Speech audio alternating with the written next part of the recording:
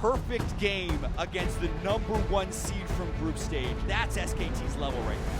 저희 팀이 아직 우승하지 못한 대회가 MSI 하나밖에 없고 이번 MSI 결승은 꼭 우승할 것 같아요. You know, David versus the Goliath. Are we going to be better than SKT? And I think we can do it, but again, it just depends on if we come there to play as a team.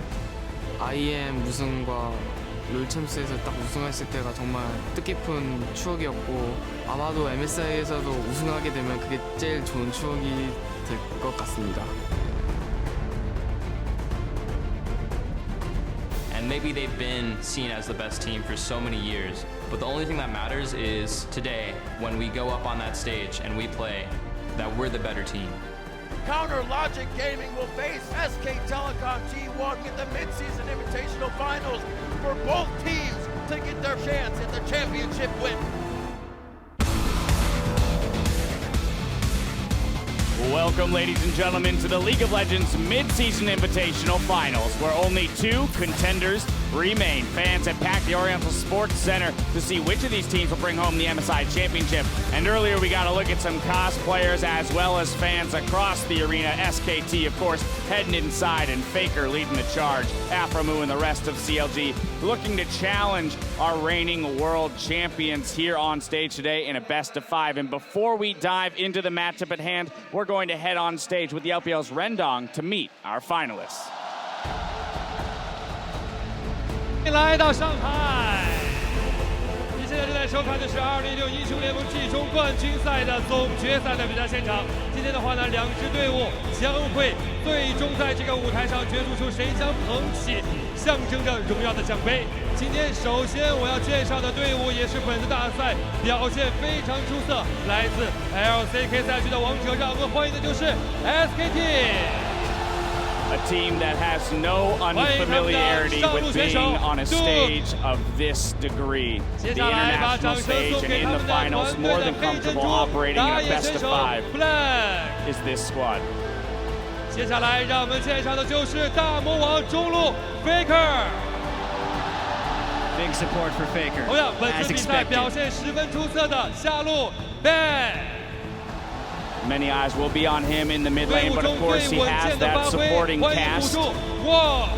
Very stellar members behind him. Yeah, Wolf is ready for Sona today. The support battle will be very interesting today when you look at Wolf versus Aframu and Koma, of course, as we've mentioned many times, widely considered to be the best coach in the world when it comes to League of Legends, standing behind them on stage. CLG. And their challengers, actually the higher seed coming into this best-of-5, but many would consider them the underdogs in this battle. Yeah, and if they have any hope today, Darshan really does have to step up in that top lane. You know, someone we've had eyes on all tournament long.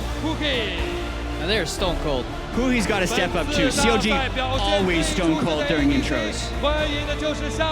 Stixay, though, when you look at the rookies who has really stepped up, players are saying he's the best AD carry in the tournament. And maybe the best support next to him as well. Afro has had a career tournament. And really making a name for himself as a leader in this tournament. Aframu cementing his place in the, the annals of League of Legends history.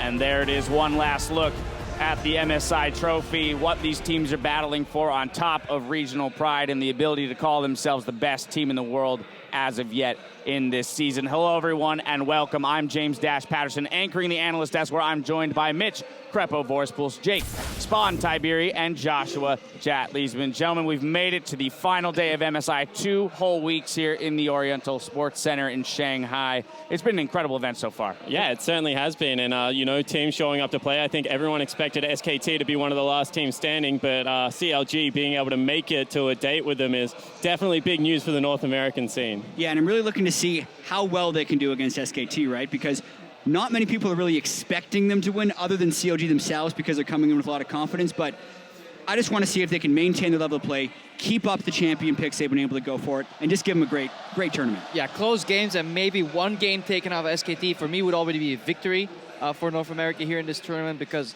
CLG, they exceeded all expectations, and the biggest thing for me is that they managed to play two different styles and make both work, and that is something where a lot of critics in the past said CLG only split push team, but they showed actually the biggest mastery in some of these team fights. Well, before we get into your gentlemen's expectations of this series today, let's take a look at our bracket and see the path these squads blaze to today's title fight. Korea's SK Telecom took down the #1 seed Royal Never Give Up in 4 games, really turning it on after a weak group stage performance. And in yesterday's semifinal, we saw North America's Counterlogic Gaming beat the LMS's Flash Wolves in 4 games as well. So let's focus in on that SKT series first. Yeah, well, they lost the first game, so the 3-1 doesn't look as dominating on paper as it actually was watching the games. Faker stepped up in a huge way. Yeah, the last game kind of counted double almost. Yeah, the fact that Faker was going up against Xiaohu, someone that a lot of people had toted and was honestly in great form whilst Faker was kind of slumping, didn't really seem like it in the finals because Faker was on a whole new level. Yeah, Faker on a whole new level, very comfortable, not greeting in situations where he can get punished, but really taking maximum seizing of that opportunity that was given in some of these ganks. You know, sometimes 1v1 kills, sometimes roams, he picks people off, aggressively flashing, but he seemed very aware of what his risks were, and he was just playing very smart. And the team set him up for success. Like, when you look at a mid lane, during the group stages especially, teams were repetitively visiting Faker's lane, trying to keep him down, but the team rallied behind him. There were times when he had 3 pink wards on the top side of his lane. You know, he can play towards that river, he can play aggressively, on especially on something like a Fizz. So I think that whilst Faker was a person that really shone through in that series, it was an overall team effort that really led to it. And Jat, we still, though, have to contrast the bracket stage SKT versus the group stage SKT because it was wildly different. Exactly, and I think it did actually start with Faker just taking his play to the next level, and I think we underrate how much pressure Faker is under every single game because it is expected that he dominates his opponent on the world stage, which is insane that he's actually able to deliver this level of skill this consistently on the stage, and it's going to be really difficult for CLG to go up against. Yeah, the first time Faker came out, that was just honestly impressive skill-wise, but the consistency that he has produced that with afterwards is honestly even more impressive, especially if you take into account what SKT's preferred play style is. Especially on bot lane, it is ultra safe. It is passive, it is not pushing for advantages, which means, yeah, they can't get ganked.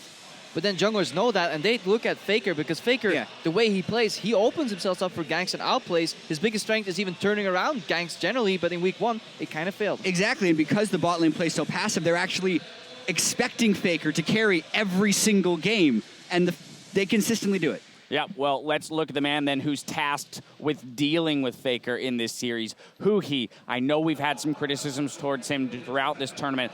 What do we expect out of him? What have we thought of him leading up to this series today? Well, Huhi was really impressive yesterday, but in saying that, he got his best champion nearly every single game. The Rise is crucial for CLG right now, and Huhi sets up the 1-3-1 so well. His teleports have been on point, and he really is the team man. I mean, no individual glory for this whole CLG lineup is personified in their mid laner. Yeah, exactly. When they made the switch from Pobelter to Huhi, they were saying how Huhi was a better team player, and they actually did say he was a little weaker mechanically than Pobelter in lane. And those things show. The number of missed Azir ultimates this guy's had is higher than anyone else in the tournament, but he plays very well around the team, and CLG has been making it work against superior mid laners. Yeah, and at the same time, he is improving, though, because one of those missed Azir ultimates yesterday came from Maple himself, trying to force himself onto Huhi, because Huhi was having such a large impact in the series. He will likely draw a straight ban on the Rise. I don't think he will get it for free, or SKT will have a clear answer ready. All right, so I want to hammer this home one final time. When we turn to today's best of 5, the mid lane matchup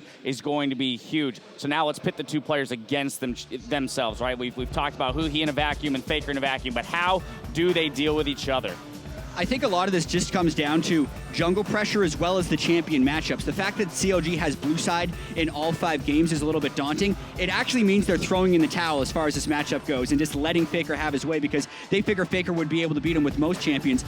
The KDA is actually very respectable for Huhi in those semifinals because he had some very good Rise games, but I feel like playing against Faker is a whole different beast. His main job is to go even at best, and I think he did that well in the group stages against Faker in lane. Yes, it wasn't the best Faker, but Huhi was expected to be smashed way harder than he was ultimately in group stages, so maybe it won't be as bad as many people think, but I think that's one of the key matchups for this series. Yeah, I certainly think so as well, and I also think it depends on his champion pool, because what he does on Rise, how he sets up the 1-3-1, how he takes the top laner generally, not the mid laner. I mean, he was matching up against MMD a lot against Flash Wolves, is really, really unique, and he has legitimate kill threat, so I expect them to get rid of that. Maybe he can mirror it with something like Alessandra or a Twisted Fate in this series, but I think it's what he does around the map, not in the laning phase, that will dictate whether who he is successful against SKT. That series in particular, though, it was more so that they were playing, obviously, whenever the Rise came out, Azir was matched, and Azir has to stay in the mid lane in a 4-1, so we need to see if Hui can do the same thing in the side lane against Faker. But I think his biggest strength there was maintaining pressure safely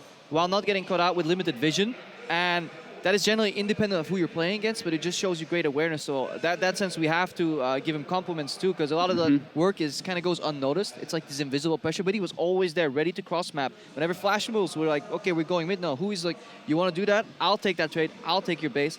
And Flash Wolves were kind of stuck on the map. Now, this is not to say that the mid lane is the only place where this matchup can be won. I want to turn now to the bottom lane. Starting with Bang and Wolf, Crepo, you hit on this point a little bit earlier. Yep. The fact that SKT doesn't necessarily play for their bottom lane to win. Sometimes they have matchups that go even, and where you can have like the war of attrition style, and then you can win it really hard if you keep pushing and you keep bending it until it breaks. However, that exposes you to ganks. And that is something Wolf and Bang kind of don't go for.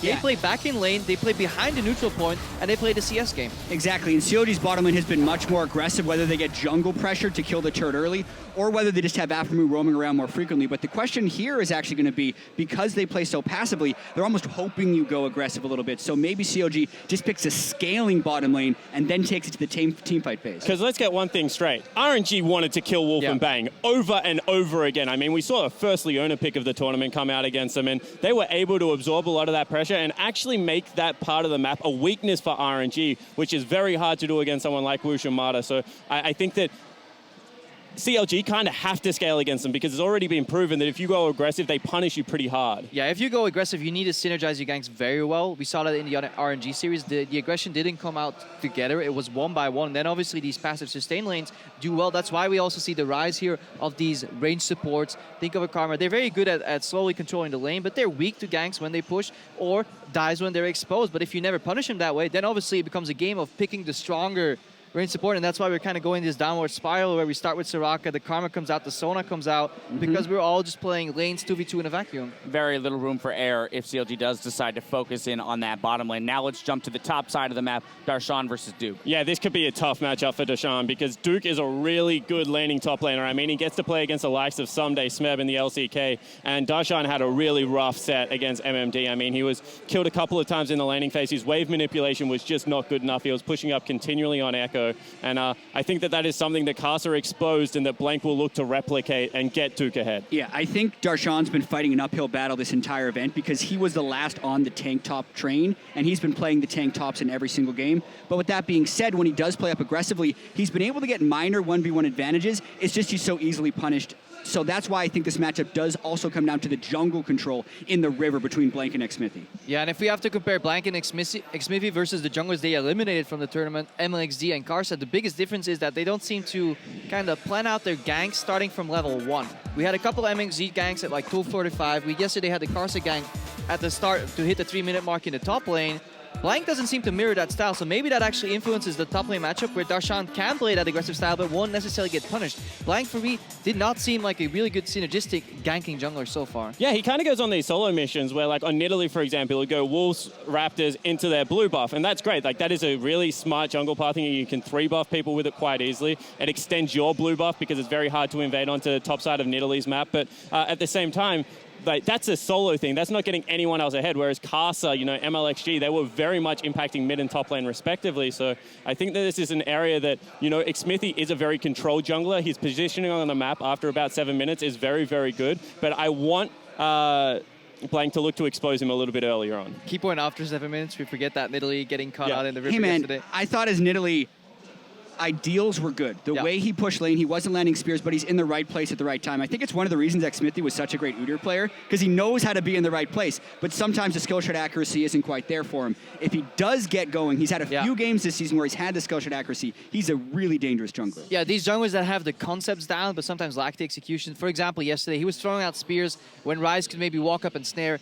get that spear there, or he didn't wait for somebody to push the zone on the enemy to like kind of give you almost a guaranteed spear. If he can get that down this game, he has the concept down, the knowledge down to really take control of the game. So we need to see if that works today, because we need Xfinity to overperform to kind of balance out this game, because SKT just, as a team, looks stronger. But in saying that, both these junglers seem to prefer Kindred right now. I know historically they have liked the Nidalee, and Xmithy's Kindred, for me, has been very good around the team fights. I mean, we saw Kasa a little bit too quick on some ultimates yesterday and the like, but Xmithy is someone that you can rely on in those situations. So maybe they just deprioritize it completely and go towards Kindred Graves, look for the farming junglers, and just dominate the team fight aspect. All right, well, gentlemen, cards are on the table now. I've heard plenty of information from you. Now I want to see how that swings your vote. Prediction time for this finals at MSI. Who's walking away with the title? Crepo, starting with you. I mean, almost the obvious SKT. It's more of a question whether it's 3-0 or 3-1. I'm just going to go with the 3-0 to at least make it a little bold, so there's a chance of me being wrong. All right.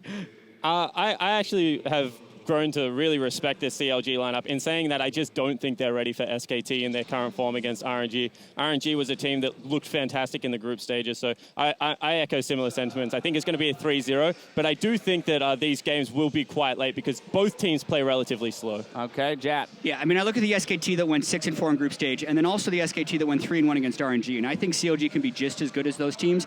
I don't necessarily think, like, for sure, yeah, CLG's got this. I think it will be a 3-1. I think they can take a game because mentally it really felt like RNG was destroyed throughout the series, and I feel like CLG is a more mentally strong team. Okay. So they will have 4 shots to take a game against SKT, and I think they'll get one of them. Yeah, right. I definitely agree with the mental aspect here, because generally the way SKT kind of dominate finals is it's a close game 1 that they end up winning. It's a less close game 2, but then they completely stomp you game 3. Look at IEM versus Fnatic, but CLG seem very resilient when it comes to mental fortitude, so maybe they have it in them to claw back in one of the games. I was going to say, showcased by the number of comebacks they've had in just this tournament alone. Well, the gentlemen at the desk think SKT's got it in rather crushing fashion. It's time now to send it to the casters to get this series underway. As we go, we'll get a closer look at the reigning kings of the bot lane. 울프 선수가 이제 저랑 같이 한 지 거의 2-3년쯤 됐는데 10월에 낮에서 봤죠? 어떤 촬영장 같은 곳에서 봤는데 촬영장? 응. 그것까지 기억 안 나는데. 스튜디오 같은 그때는 좀 못했고 아무래도 그치 모르고 좀 시간 지나면서 좀 점점 실력이 조금씩 올라갔죠. 발전하고 아무래도 처음 데뷔했을 때는 잘 서로 뭐 어떻게 해야 되는지 잘 모르니까 네, 좀 못했죠.